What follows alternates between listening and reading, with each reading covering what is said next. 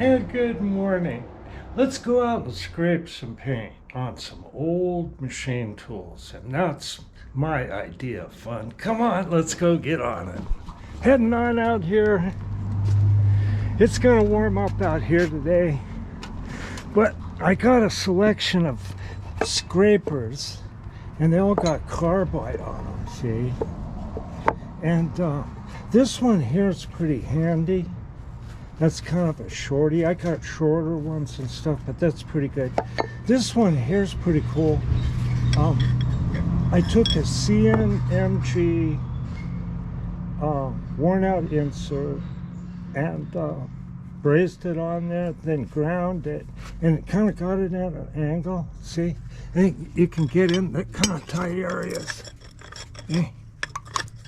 That paint's on there pretty good right there. I'll get another scraper in there, but I kind of like this one here. And having this radial up here is kind of like having a car on a lift, I think, huh? But I can just go along and scrape this, get up in there.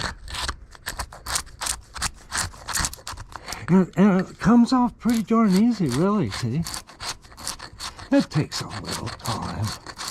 And it gives you time to plot against the world. That's what a guy told me about truck drivers. They have all this time driving to plot against the world, so don't get involved financially with truck drivers. All right. I didn't really say that. I like truck drivers when they ain't plotting against the world.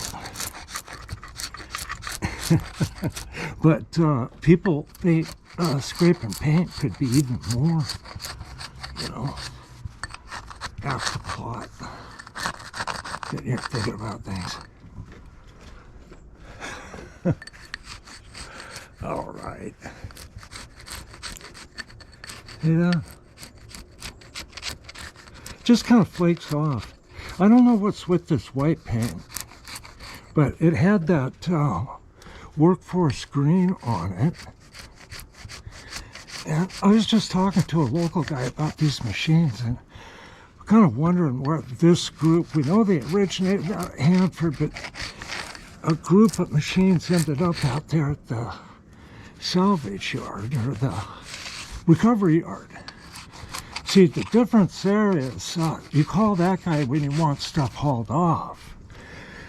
And someone called him and had him haul off this machine and that old milling machine in there. Yeah. Okay, so that's kind of how that's going there. Pretty good. And you keep getting this stuff. Yeah. Yeah, that's looking pretty good. You get the hand wheel off there, see? Isn't that fun? I mean, this is fun. Look at that stuff come off. Now, if you go to the paint store and ask for one of these, they don't have it. I'm sorry. Actually, you know, if you think about it, they don't have anything at the paint store. It works very well. The 5-in-1 is okay. I got a example over here that I use, but you know, like this, it just, you see, yeah, a lot of times those things are a little too wide. My friction tape is losing its friction. Okay, I'm gonna get up here and see, get that out of there. Now I'm going to go over this with a brush on an angle grinder.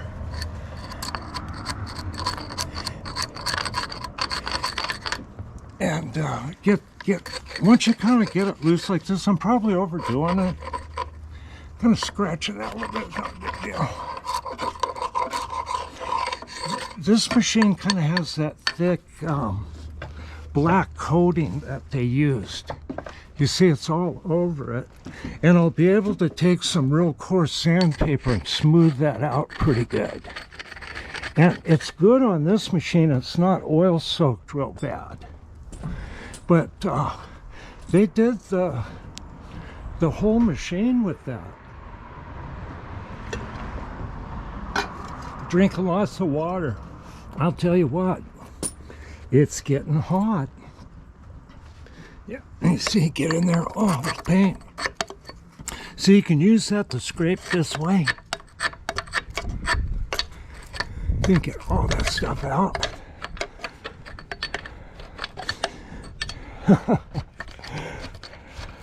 Now, when I have this machine in the garage there, I'm going to have to keep it elevated to keep it out of the way. So I got to make it look good from underneath. It's going to be an interesting experiment. And I actually saw a setup at the community college here that the instructor had there. And he had a radial drill tied in with a shaper, tied in with, I think, a turret lathe. Now what I did there, I knocked a wedge in there to spread this a little bit.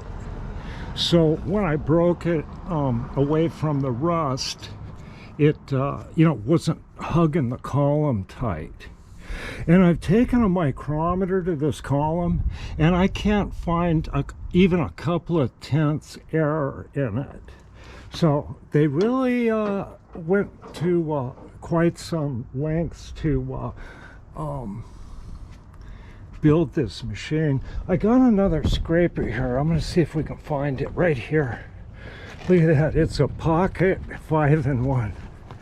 I mean, when you're scraping paint, you need the tools. But I'll see if I can dig this out of here. I'll show you this. If I can get any of it out, maybe up here. What that is felt. And I got some new felt. But I gotta get that out. You see it's coming apart anyway. Let's try that edge. I might have to get something real serious in there to dig that crap out. I don't know. Yeah, see, it's gonna come out and crumbles. Yeah. So I got new felt to put in there. 1/2 inch thick. But there's no real column wiper or anything. Oh, just always something to scrape or tear into here. Here's what it looks like underneath. I'm gonna make this look good under here. Fairly good anyway, not totally super good. You get all these places.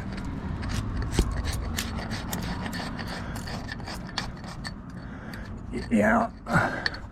Now, when the head was stuck all the way over to this line here, and those bearings that the head glide on were jammed, and so the head couldn't move any further outward, and I had to put jacks in here. I even ground away a place here where I could put like a planer jack to push the head over far enough to get a torch in there to burn that bearing out, and that almost trashed this machine.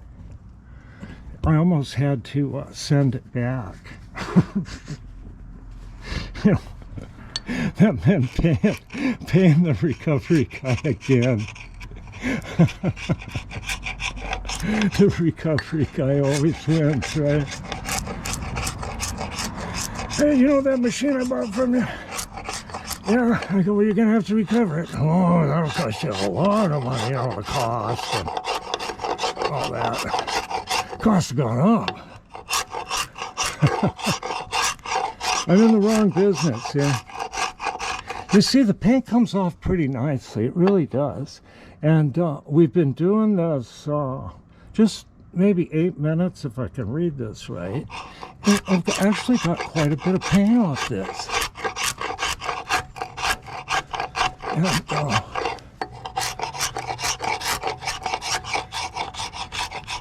we didn't plot against the world too much. When I was a kid, I worked for a professional painter here in town a little bit part-time. And this was my job, scraping paint. And as long as you were making noise, like you're scraping paint, nobody yelled at you. This is a great job. Okay, how we doing here? Like around here. Oh, okay, I'm gonna go in and take a breather and find Chloe. She's somewhere. Okay, just checking in. Wanted to show you how I scrape paint. Okay, bye-bye.